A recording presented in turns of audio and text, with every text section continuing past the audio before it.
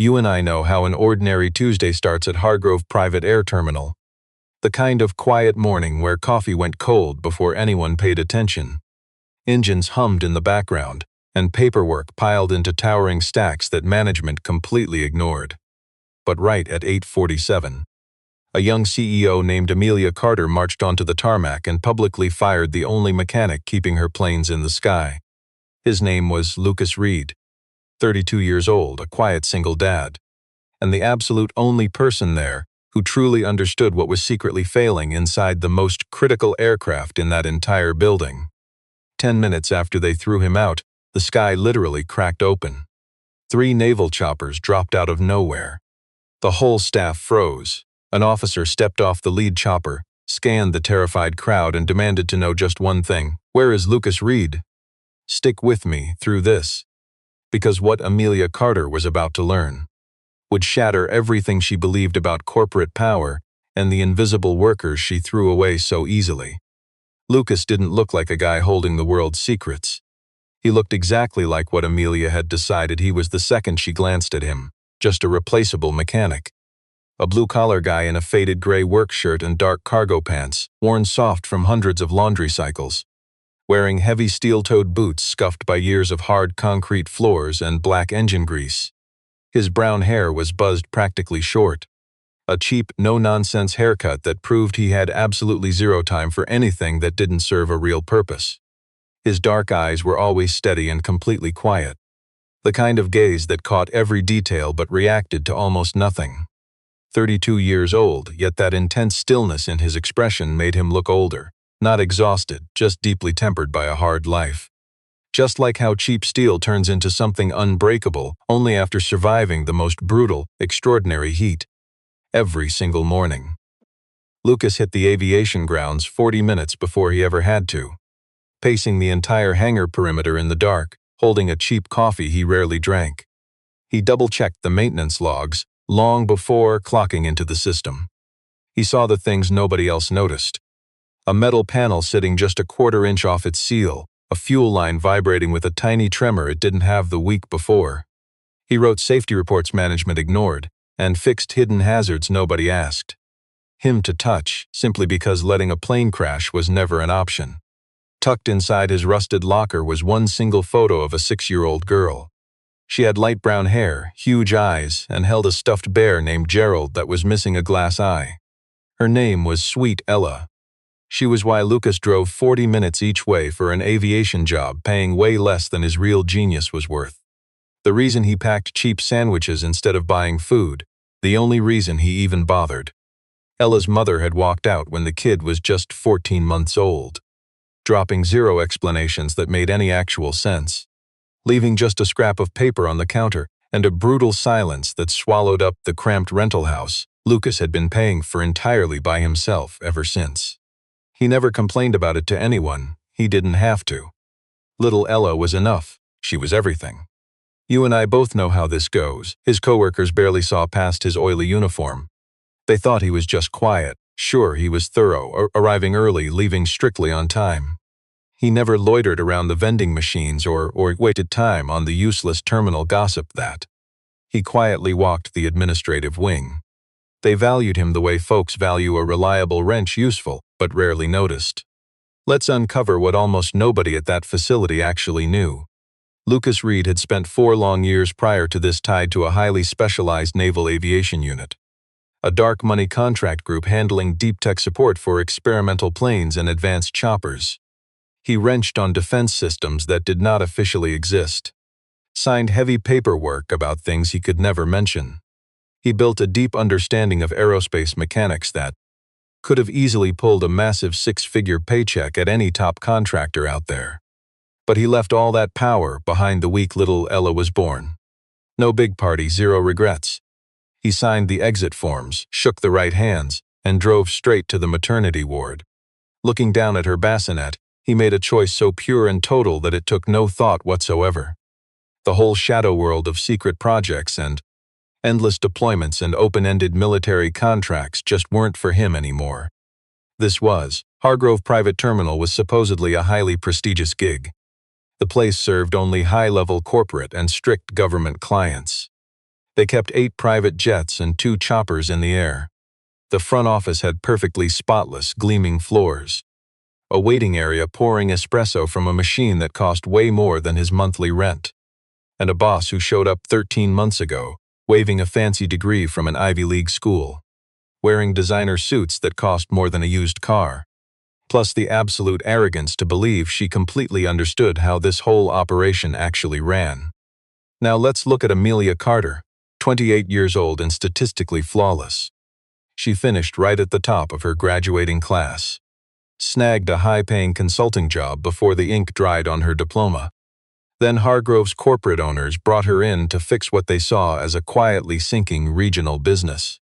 She completely gutted the staff model and squeezed 3 different vendors, and slashed operating costs by 11% within 8 short months.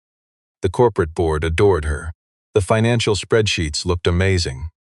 She strolled through that hangar with a manufactured confidence, so deeply rehearsed, she did not even have to think about it. She kept her dark chestnut hair perfectly straight and long.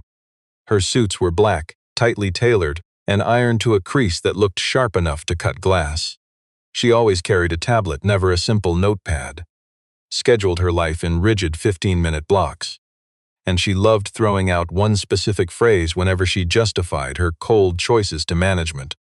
Sentiment is not a metric. She wasn't actually born a cruel person. But she judged folks purely by numbers and blind obedience for so long, she completely forgot to look for the real value underneath. She had been keeping tabs on Lucas Reed for 3 weeks. She found him impossible to label, which annoyed her way more than she ever admitted. The guy just didn't act the way she thought a simple mechanic should. Too quiet, too independent, and way too willing to work beyond the rigid steps on her little daily checklists. She took a mental note. At that point, she wasn't entirely sure how she wanted to handle him. Well, on Tuesday morning, that decision simply made itself. The jet in question was registered as Hotel Foxtrot 7, a mid-sized twin-engine jet, booked for a highly sensitive government flight going out that afternoon. Let's look at this together. This was easily the most critical aircraft in the building. The client was a federal coordinating office tied to a massive joint infrastructure project between Hargrove's parent company and Naval Logistics. The timeline was tight, the pressure was absolute. Amelia spent 3 days managing everything for this flight, right down to picking the catering menu herself. The morning inspection report from the night crew showed nothing out of the ordinary. The aircraft was fully cleared. The flight was right on schedule. Lucas clocked in at his usual time, walked his route, and paused at Hotel Foxtrot 7. He just stood by the rear access panel for 6 minutes, observing in pure silence. Then he grabbed his gear, spending 12 minutes running complex tests that absolutely no one had asked him to do that morning. What he found made his jaw clench hard.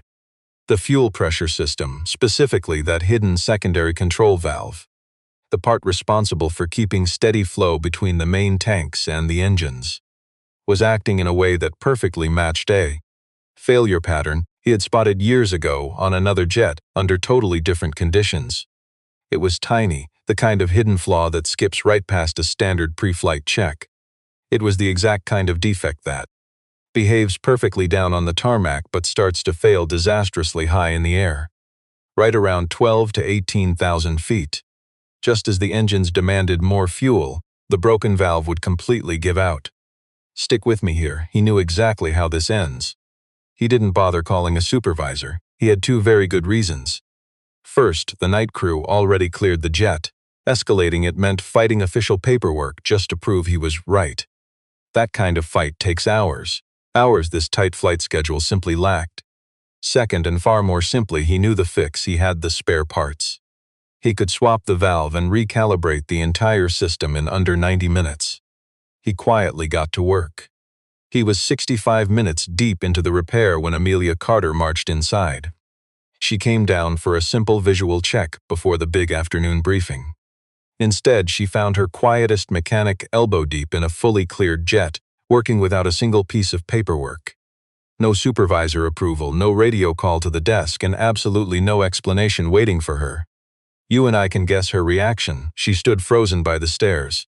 Her expression hardened and her blood ran absolutely ice cold. Mr. Reed Lucas just looked up, He didn't look scared. He certainly didn't look guilty either. He looked just the way he always did, steady, focused, completely unhurried. "Miss Carter, what exactly are you doing?" "Replacing a broken pressure regulation valve on the secondary fuel system." He spoke like a man reporting the morning weather, factual, completely neutral, totally unimpressed. "That jet was cleared this morning, I know. There is zero work order for this, I know that too." She marched up those stairs. Every single click of her heels sounded sharp and angry. She stared right into the open panel, glaring at the exposed parts resting on his cloth. She stared at the half-pulled valve assembly. The mechanics meant nothing to her, only the glaring lack of executive permission. Let's be honest, his quiet confidence without an important title meant everything. "You are just a level 2 maintenance technician," she snapped. "You lack the clearance to touch these aviation systems without a work order and a supervisor's signature. I am not modifying it. I'm swapping a doomed part before it triggers a massive crash." "Based on what, your own personal guess?" "Based on pressure cycling data proving imminent valve failure under loads past 12,000 feet. He just watched the CEO, perfectly patient and incredibly precise. "This plane cannot fly today." The entire maintenance hangar went dead silent. Two nearby ground crew workers suddenly pretended to be busy against the wall. Nobody moved. Amelia studied him for a long, hard moment. Deep down, she could actually hear the absolute certainty in his tone. But his certainty wasn't the issue. Blind obedience was the issue. Airport procedure was everything. A cleared jet, a rogue fix, and a lowly mechanic ignoring his boundary lines. In her corporate world, these weren't just tiny little slip-ups. "You and I know he saved lives." She just saw undocumented chaos unraveling her precious corporate systems. "You are not an engineer," she muttered, her voice dropping a fraction. "You don't have the credentials to ground this plane. I'm trying to stop an accident." "You are just a mechanic. Stop pretending to be a chief engineer." She let that sting. She scoured his face for fear, an apology, or some anger. There was absolutely nothing. There was just a heavy stillness, the quiet look of an invisible man who had made his peace with being absolutely right, knowing his job title meant no one would listen. "Let me finish the repair," he murmured. "You are finished here." She stared him down. "You are fired immediately. Security will march you out to grab your stuff. Drop the tools." For 3 long seconds, the entire hangar stopped breathing. Lucas placed the aircraft part on the bench with the delicate, terrifying calm of a master handling glass. He looked at her one final time, and his face held zero trace of defeat, panic, or a bruised ego. There was only a shadow that looked, to anyone paying attention, like pure resignation. The rare kind belonging to a humble genius who saw this coming and simply decided not to fight blind authority. "All right," the unassuming man said, and that was it. He grabbed his things from his locker in 4 minutes. A creased photo, his own small pocket tool, and an old paperback book with a completely shattered spine. He ignored the other aviation mechanics, watching him walk down the long hallway. He didn't even pause at the main operations desk. He signed the termination papers, dropped his clearance badge into the plastic tray, and walked right out into the morning sun. His daughter Ella waited in the dusty employee parking lot. She sat in his beat-up blue truck, holding Gerald, her one-eyed stuffed bear, tight on her lap, reading a faded picture book like it was the most thrilling story in the world. "Watch closely now." She looked up, hearing his boots crunch the gravel. She gave him a sweet, simple smile, no hidden motives at all. "Pure and honest. You're early," she noted. "Change of plans, bug." The quiet mechanic opened the back door, helping gather her stuff. Her book, the teddy bear, and the snack bag he'd packed earlier. She tilted her head, studying him with the sharp laser focus of a 6-year-old child. "You and I know kids always spot the exact things adults try to hide." "Are you okay, Dad?" "I'm completely fine." He buckled her in securely, shut the heavy door, and lingered by the truck, resting his calloused hands on the metal roof. You could see the fancy terminal from there, shining in the morning sun. The long runway stretched out beneath a perfectly clear sky. That vital aircraft, Hotel Foxtrot 7, sat quietly in the hangar. He climbed into the driver's seat and fired up the engine. "We need to leave now, Bug," he muttered, steering out of parking. He sounded perfectly calm, but Ella knew every subtle tone of her dad's voice. The humble guy couldn't fool his kid.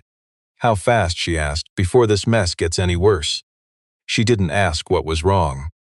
She squeezed her stuffed bear tight, watching that arrogant terminal fade in the rear view. The roaring sound hit first. 11 minutes after the indispensable mechanic drove away, the sky over that elite private airport shifted completely. It was anything but a subtle shift.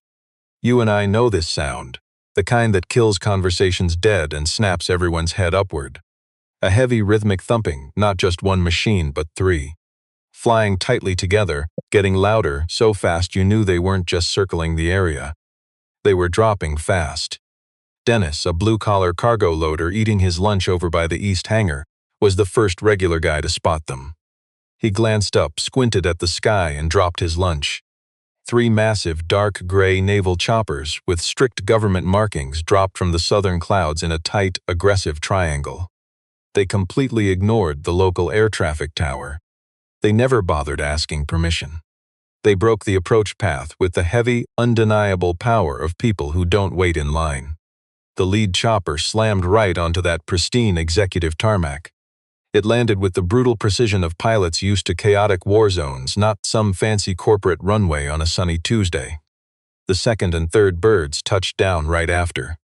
Engines screaming, their massive rotors blasting apart everything within 40 feet. Inside the plush terminal, the deafening roar dragged every panicked suit to the glass. The frantic operations desk started scrambling through all their emergency checklists, desperately trying to hail the uninvited fleet on standard aviation channels, getting only dead static. A nervous junior desk worker scrambled to call the CEO's pristine corner office. But the arrogant boss was already marching outside. She'd heard the heavy choppers from her desk. For about 3 seconds, she figured it was just some VIP booking she'd casually forgotten about. A routine military inspection, maybe tied to the big afternoon departure. Then she checked her schedule, scanned her inbox, looked at the logs, and saw absolutely nothing. You and I both know that cold, sinking feeling of sudden corporate panic. She marched onto the active tarmac, clutching her tablet like a useless shield. And the violent blast from those massive spinning rotors slammed her like a brick wall. Let's watch this unfold. The lead helicopter's door slid open. A man in a crisp naval dress uniform stepped down. Mid-40s, graying temples. He didn't stand tall for show. His rigid posture came from years of bearing real, crushing responsibility. Like a heavy load-bearing pillar that slowly transformed into a living human being. He wore the silver oak leaves of a military commander. He crossed the tarmac with a quiet, undeniable authority that made everyone else naturally step aside without a single spoken word. He halted right before the stunned, frozen crowd of ground crew. Pompous administrative staff. A lost catering manager, still nervously clutching a clipboard. He sized them all up instantly. "My name is Commander William Holt," he announced. He did not yell, but his quiet tone cut through the air perfectly. "I need Lucas Reed. Where is he?" Total silence. Then Amelia finally stepped up. "I am Amelia Carter, the CEO of this entire facility." "Where is Lucas Reed?" Holt repeated. He wasn't being rude about it at all. Her fancy title meant nothing. His priorities were simply somewhere else entirely. "He no longer works here." She kept her tone perfectly cold and professional. "Terminated exactly when?" he asked. A sharp, precise question. "About 12 minutes ago," she replied. Something shifted behind the commander's eyes. It wasn't exactly surprise. It was the dark realization that a critical timeline had just fallen completely apart. "Which way did he go?" "I don't know. His car." "Do you have lot surveillance?" Amelia glared at Marcus, the polished assistant clutching his phone like a stage prop. Expensive suits looked foolish next to real duty. "Check the north parking lot cameras right now." Marcus scrambled away. The commander turned back to face Amelia. For the very first time, he gave this arrogant CEO his full, crushing attention. "Why exactly was your most vital mechanic fired?" he demanded. He made unapproved tweaks to a cleared jet. Holt stared at her for one long second. "Which plane?" "Hotel Foxtrot 7. Holt immediately pivoted to the 2 officers standing right behind him. One of the men instantly sprinted toward the main hangar. The quiet commander looked back at Amelia. What she finally saw on his face was not exactly anger. It was much quieter and far more terrifying than rage. "Miss Carter," he said, "listen very carefully. You and I know arrogance shatters easily. What he shared next hit her like a freight train. Commander Holt received a severe warning exactly 3 days earlier. A Navy analyst spotted a deadly defect hidden in a specific batch of secondary fuel pressure control valves, shipped out to a wide range of different aircraft, both military and civilian jets, through one shared supply chain. The fatal defect was rare. The triggers were precise, and the horrific consequences under heavy loads were absolutely guaranteed. Fuel pressure failure at high altitude did one thing in controlled flight simulations. It caused a catastrophic engine fire within 7 minutes of onset. We're watching the trap close. 6 planes had those faulty valves. 5 jets were already caught and safely grounded. The final jet was Hotel Foxtrot 7. Commander Holt's squad was already rushing to Hargrove to ground that jet for an emergency inspection. But you and I are about to see what they missed, what only surfaced on those security tapes. One lowly mechanic had already spotted the fatal flaw completely on his own. No warning alerts, not a single safety briefing. Just the quiet intuition of a man who had spent decades getting his hands dirty on these exact systems. Lucas Reed already knew. Amelia stood frozen as the commander laid it all out. She was famous for keeping her cool when things got tense. The CEO was trained for this, tested by high-stakes crises all year long. Yet no management seminar ever prepared her for the heavy dread now sinking into her chest. A deep, sickening emptiness. The crushing realization that she had fired the one man who actually held everyone's lives in his hands. He was trying to fix it, she whispered. Not really asking. Yes, and I threw him out. The commander stayed silent. He really did not have to. A soldier sprinted back from the hangar bay, leaning in to mutter something in the commander's ear. Holt's face stayed like stone, but his jaw clenched tight. The target plane is locked down, he announced. My military engineers will handle the inspection and the fix. He took a breath. But I need your mechanic now. He is the single human being who actually put eyes on this broken hardware. Whatever that guy saw under the hood might save us from a total system failure. The CEO spun toward Marcus, who was frantically tapping his screen. Got him on the parking lot feed, he muttered, looking shaken. He peeled out of here at 8:53. Navy blue truck. No clue which way he headed after hitting the main road. A junior mechanic named Jess stepped out from the shadows. The tired overnight worker nervously raised a grease-stained hand. He told me once that his little girl goes to school down on Meridian Avenue. He takes her there every morning. Amelia was already sprinting for the exit. By the time Holt's lead military engineer finished his preliminary sweep, that doomed jet was officially locked down on a full ground hold. What they uncovered in there. Let's look at this together. The data perfectly matched everything the quiet mechanic mapped out before getting fired. The backup pressure valve was wildly overworking past its safety limits. Sitting right there on the tarmac, the readings looked completely fine. But up in the clouds under maximum engine stress. The exact environment they would hit 40 minutes after takeoff. That valve's metal housing would simply have shattered entirely, completely starving the cabin of safe pressure. Back in the hangar, the entire mood suddenly froze. The casual buzz of an average Tuesday vanished, replaced by a suffocating, terrifying tension. The ordinary maintenance workers tipped around in absolute silence, suddenly realizing. You and I know that feeling. Standing inches away from a disaster that was barely avoided. Marcus remained frozen at the dispatch desk, refusing to take a seat. He just kept obsessively rechecking the same dials Amelia had already verified twice. Meanwhile, pacing the quiet hallway just outside the main flight operations deck. 3 naval officers stood waiting for a call that still hadn't come. Out in the bay, that massive aircraft sat frozen, panels wide open, its military systems suspended exactly where the invisible mechanic left them. The afternoon flight was officially scrubbed. The furious government client was notified. Those panicked, carefully worded emergency calls had completely fallen onto the administrative team's shoulders. Nobody bothered telling Amelia. The airport CEO was already far away from the building. She was sprinting. She hadn't actually run, not physically. Not since she was a teenager had she dropped that corporate composure, simply forcing her body to move as fast as humanly possible. Her designer heels were useless. The exposed concrete parking garage was nothing but oil stains and cheap yellow light. Every panicked footstep echoed off that concrete ceiling in a way that felt utterly desperate, stripping away her usual commanding airport authority. She bullied HR for the mechanic's address in 90 seconds flat, citing an emergency, which wasn't a lie. The manager shot her a look full of silent questions she refused to answer. She sped the company car over there. No worn truck out front. Next she hit Meridian Avenue, scanning the local school drop-off zone. There it was, the battered blue pickup sitting half a block from the gates. The fired mechanic sat right there. His daughter was already inside. You and I know he was just sitting there, one hand resting on the wheel, staring at absolutely nothing. The CEO blocked him in, jumping out while her luxury car's engine still clicked hot. He spotted her in the dirty mirror. He didn't move. He watched her stride toward his window, and when she arrived, he slowly rolled it down using a manual crank from a decade before power windows. She stared right in. Every ounce of her expensive corporate armor, the cold distance, the fake authority completely gone.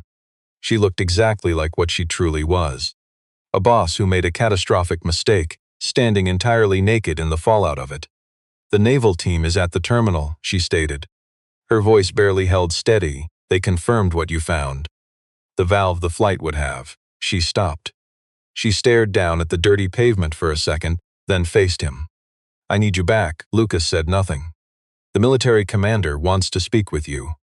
He says you're the only engineer alive holding the critical inspection data they need now. Something about how the failure presented in this specific unit compared to the standard aviation defect notice." Still silent, she had spent the entire panic drive preparing for this moment, rehearsing exactly what she would say, trying to frame it like a boss, trying to keep her pleas sounding professional, balanced, and authoritative. But standing right here, that hollow corporate superiority completely vanished. "Please," she whispered. The word fell out entirely raw, stripped of corporate strategy. The wealthy CEO hadn't humbled herself like that in a decade. You see, the quiet mechanic just looked at the school gate. You and I know true importance blends in. A few parents were just lingering on the sidewalk, watching kids vanish through the entrance. For a second, this unassuming dad's face was completely blank. Then the truck's passenger door swung open. Little Ella had come back. She'd left her lunchbox on the seat, slipping out unnoticed by the crowd. She stood in the open doorway and stared at Amelia with the completely blunt, unfiltered curiosity of a kid who hasn't yet learned how to fake ignoring the heavy stuff. Then she looked back at her dad. The quiet mechanic's expression hadn't shifted. But this little girl had studied that humble face forever. She easily spotted the difference between normal quiet and the tense silence of a man carrying the weight of the world. "Dad," she whispered. He met her eyes. "They really need you." She stated it plainly, the way kids drop massive truths without any drama, simply because she knew his real worth. "You should go." This ordinary-looking savior just held her gaze. A shift crossed his features, not inner turmoil, but the quiet acceptance of his massive duty. He reached over and brushed the side of her face once, quick and incredibly gentle. Then he turned to the panicked executive. "I'll follow you back," he agreed. The massive hangar felt completely different when he returned. You and I could sense it instantly. No flashy movie entrance where jaws drop and everyone stares at the hero. But the air shifted the way it only does when the most crucial, least flashy guy in the room finally returns. The frantic ground crew, by the chopper, nervously stepped back.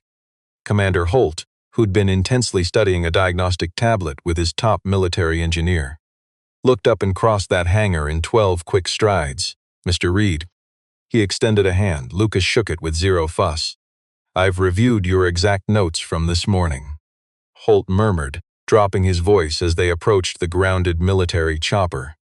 "You spotted a deep tertiary failure pattern totally missing from our defect notice. We need your eyes on this." The unassuming dad was already walking toward the airframe. He knelt by the open access bay, quietly studying the complex valve assembly. It sat exactly how he'd left it earlier. A shiny replacement part sat waiting on a nearby rag. "Your official paperwork says this system failure starts right at the valve seat," he muttered. "Normally true for this batch, but inside this specific unit. The actual breakdown is coming from the pressure sensor interface further upstream. The valve glitch is just a symptom. He glanced up at Commander Holt. Swap out the valve alone and you miss the real threat. That sensor is feeding lies. It'll pass your ground checks, then catastrophically fail at altitude within 50 flight hours. Holt slowly turned to his engineer. The military expert checked the parts, then stared at this greasy guy in a way that screamed pure professional respect, plus massive relief that the smartest guy in the room returned. How long to fix both? Holt asked, with the exact right components. Lucas eyed his battered toolkit, still sitting on a shelf because the snobby security guards hadn't bothered to toss it yet. 90 minutes, maybe less. What do you need? The mechanic told him. The Navy supply kit coughed up every single requested component in under 8 minutes. Someone silently handed him protective gloves. The invisible man slipped them on and got right to work. Now this maintenance wasn't flashy or dramatic like some Hollywood blockbuster climax. No dramatic soundtrack or countdown clocks, just you and I watching an overlooked hero quietly save lives. Every move the mechanic made was methodical, precise, and deeply rooted. A quiet mastery that made everyone standing nearby suddenly feel. Let's be honest, they realized they were watching the real boss. Lucas extracted that failing fuel pressure sensor with the absolute focus of a man who let the outside world completely vanish until the job was done. He pulled the faulty sensor, checked the replacement specs against the aircraft's original installation logs, secured the new hardware, and ran the pressure management protocol through 3 full diagnostic cycles. Commander Holt stood just a few feet away, staying completely silent. CEO Amelia Carter lingered near the hangar doors, not saying a single word. The 3rd diagnostic scan finished its loop, flashing a perfectly clean readout across every single parameter. The mechanic stood tall, stripped off his gloves, and faced Holt. "She's good to go," he said. Holt checked the engineer's diagnostic tablet. The commander scanned the numbers, giving a single nod. "That'll do." His tone carried massive respect, the kind of heavy praise real leaders save for the quiet ones. The entire terminal settled into an incredibly strange, heavy silence. The exact kind of stillness that follows a narrowly avoided disaster. You know how it feels when adrenaline fades? Everyone just stands there, stunned and totally silent. Slowly, the aviation ground crew drifted toward the hangar doors. Nobody commanded this shift. People simply gravitated toward him, drawn like iron to a magnet, recognizing who really held the power. They watched the unassuming single dad pack his tools with the exact same steady rhythm he always had. Not a single person knew what to say. Almost all of them had been inside the terminal earlier today. Most had stood right by the operations desk when the arrogant CEO publicly threw this man out. Nobody defended him then. Now Commander Holt marched across the concrete toward Lucas one last time. He offered his hand again. This time the grip was slower, heavier, and packed with respect. The military officer held on a beat longer than standard protocol demanded. "This facility owes you much more than a simple thank you," he said. "I just did the job. You did exactly what you've always done." Holt replied, "That is exactly the point." A heavy silence fell. Holt shot a look at Amelia. The CEO was glued to the far wall, finally looking like. We've all seen fake authority crumble. For once, the loud boss looked completely, genuinely uncertain. Then Holt turned back to the mechanic. His rigid face softened into something far more personal. "I want you to know," he murmured, keeping his voice so low only Lucas caught it. "We've closely tracked your work ever since you walked away from the program. Seeing you save this system today just confirms everything I already knew." Lucas gave no reply, but something in his heavy stillness shifted, almost invisibly, shifting into the relief of finally being recognized. The crew watched him, their eyes reflecting a completely different reality than they had this morning. Dennis, who was mid-bite into a sandwich when those military choppers touched down, stood with his arms firmly crossed, staying completely quiet, yet never breaking his stare. Jess, who fed Amelia the vital lead that brought our quiet mechanic back. You ever notice how true power stays quiet? She watched him with a strange, unearned pride. CEO Amelia Carter just stood far away from the chaos. She hadn't taken a single step toward him, utter silence. She remained anchored to the hangar wall. Her strict corporate armor wasn't just cracked, it was entirely gone. Completely vanished. Like dropping a heavy costume when there's no longer an audience to impress. What was left looked fragile, much younger, and entirely exposed.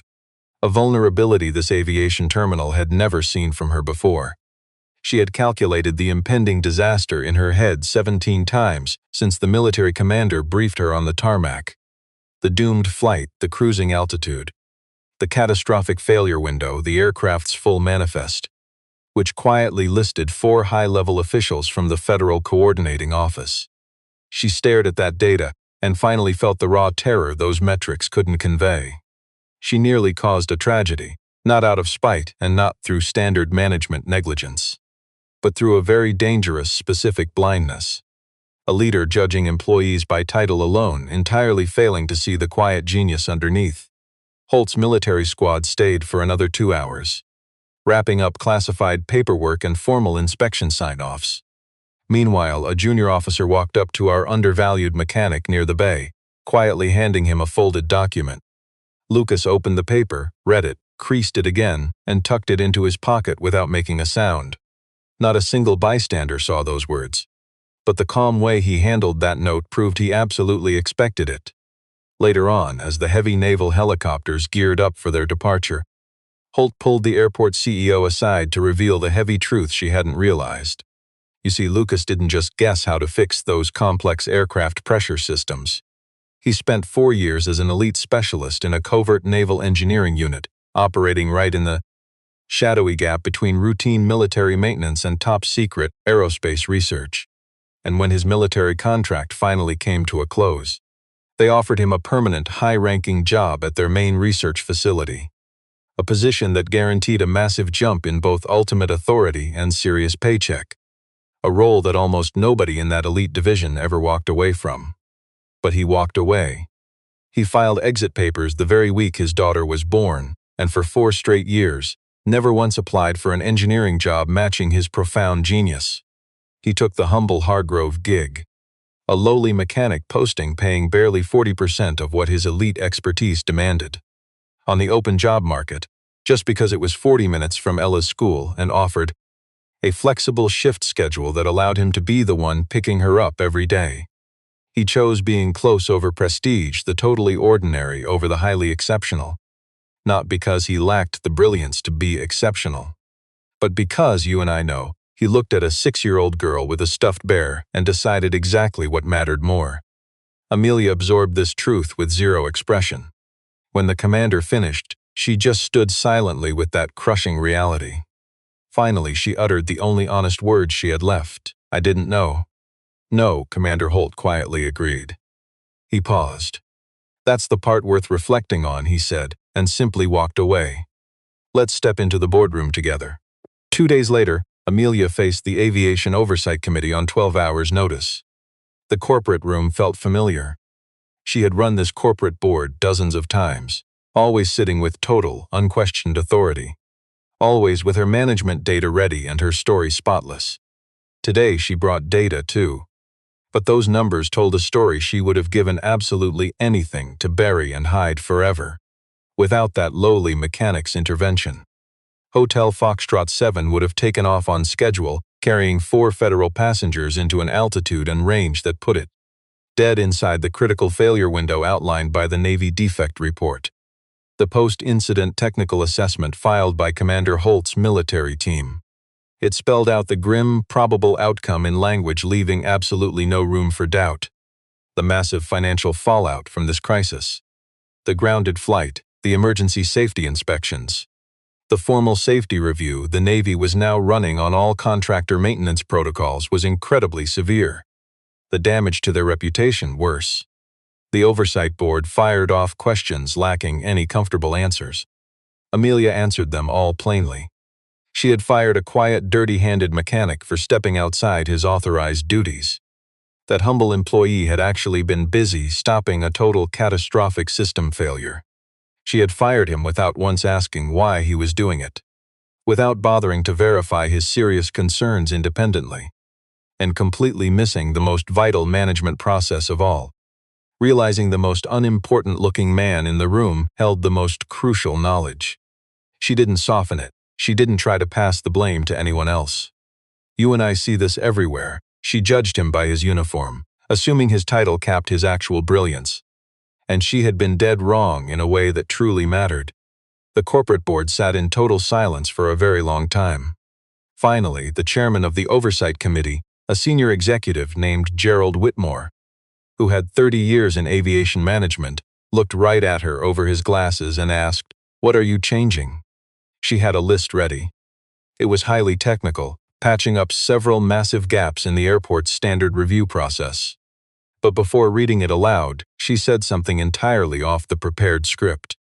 "I am changing how I evaluate people," she admitted, "starting with the invisible workers inside this building."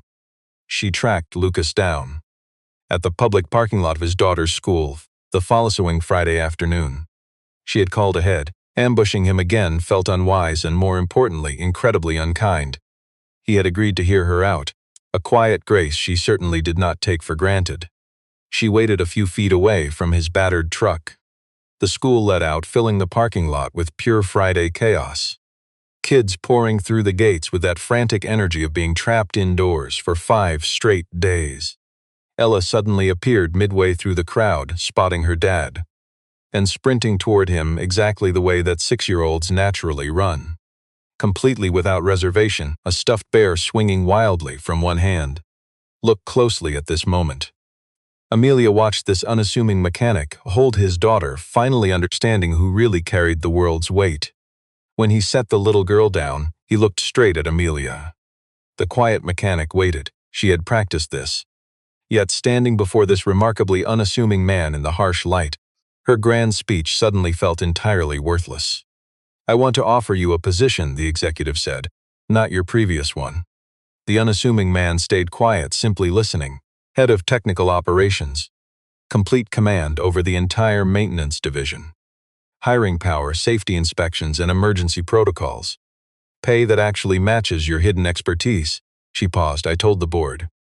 Nobody debated your immense value. A brief, heavy silence fell between them. "I know you have every right to refuse," she admitted softly. "I will not fight your reasons. I just need you to realize this offer is genuine, with absolutely zero strings attached." His little girl listened like any 6-year-old does, taking in absolutely everything. Completely openly, never pretending to care about anything else nearby. She stared up at her remarkable dad with pure honesty. That sharp, clear judgment she used on the world since learning to speak. The brilliant engineer glanced down. His daughter tilted her head. He faced the humbled executive once more. "What are the hours?" The CEO realized it instantly. He was not refusing her. It was merely the opening line of a real negotiation. "Whatever schedule you require," the humbled boss finally replied. The irreplaceable mechanic studied her eyes briefly. "You and I know that look." He watched his daughter, who waited with the patient confidence of someone who already knows the truth, simply giving him the quiet space to figure it out. The vital engineer didn't agree, nor did he decline. He gave one small nod, the careful gesture of a true leader evaluating a serious proposal. "I will consider it," the father murmured. Amelia nodded back. "Fair enough." She pivoted and walked straight toward her vehicle. Walking away, she heard the little girl whisper to the brilliant mechanic, much too quiet to catch. Then came his laugh, a sound soft and brief. Genuine in a way the CEO never witnessed during the 13 months this unrecognized genius swept her floors. By the next evening, the unassuming hero and his daughter took the scenic route home from the park. It was their weekly Friday tradition. The path winding directly past the bakery, famous for those incredible cinnamon rolls. Past the empty lot featuring that massive oak tree the child had begged to climb for 2 years. Past the wooden bench where the quiet engineer rested while his daughter usually sprinted ahead, returning to share every fascinating little discovery she made along the way. Above them, the sky looked absolutely incredible. The sinking sun shifted the distant clouds into a striking, vivid blend of deep gold and rich copper. It was the exact magic light that halts talking and forces everyone to just pause and stare. The little girl dashed down the trail and hurried back, exactly like she always did. "It looks gorgeous," she declared, pointing upward with the total confidence of a kid who feels absolutely zero need to explain her simple, profound observation. "Yeah," the humble dad agreed, "beautiful." She marched next to him, her toy dangling from one grip, while her other hand easily caught the powerful engineer's fingers without even glancing. The quiet mastermind considered the offer. He felt the heavy folded military document resting near his heart. We know who holds the real power now. Commander Holt had invited him to secretly lead a critical military systems review on his own terms. Think about this with me. He mulled over that board chair's morning call. Not to force his hand, just to admit their facility had been lucky. He pictured that strict CEO in her tailored suit, standing in an empty school lot. Stripped of her executive armor, practically begging the mechanic to return. He had spent 4 long years being the steady anchor the little girl walking right beside him truly needed. He had traded the corporate world's idea of engineering potential for a quiet life lacking metrics, and never once regretted his choice. The shift today was that his 2 separate worlds, the quiet father and brilliant technician, might not need to stay hidden in separate, silent boxes anymore. Someone had finally noticed. Looked past the faded uniform and scuffed boots, recognizing the true genius underneath. He still wasn't sure what he'd actually decide. That was the honest truth, and honesty was the only currency he valued. Ella tugged his sleeve. "Are you thinking," she asked, "a little bit about work stuff?" "Some." She weighed this with total gravity. "Well, Gerald thinks you should do whatever makes you feel like you." Lucas gazed down at her. A warmth shifted in his chest, completely unrelated to aircraft systems, pressure valves, or the rare mechanical competence that commanders just flew 3 helicopters to verify. "Gerald is pretty smart," he smiled. "I know," Ella replied with utter satisfaction. "I taught him everything." The sidewalk gently curved ahead, opening into the quiet, familiar stretch toward home. The fading light at the horizon held. Still glowing, still utterly remarkable.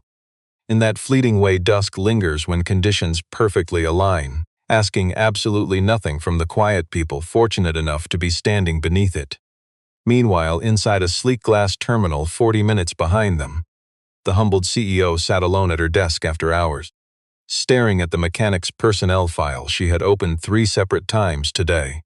She finally read his hidden entries, the advanced engineering certifications, the flawless project history, the military commendations filed by a classified division that never stamped its name publicly.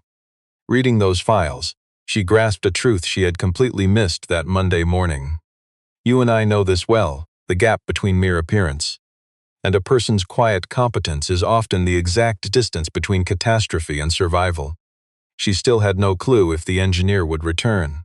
But begging him was the right move, even knowing the final outcome rested completely outside her executive control. Honestly, for the first time in years, that surrender felt right. True power, she finally realized, was never about forcing everyday people to lower their heads. It was truly recognizing someone's worth without the comfortable illusion of hierarchy. Seeing the quiet giant standing before you and possessing the genuine humility to act. She gently closed the folder and switched off her desk lamp. Grabbing her designer bag, she walked slowly out through the silent airport terminal, watching the runway lights just starting to glow against the gathering dusk. Unblinking, steady, and patient. Exactly the way they had always been.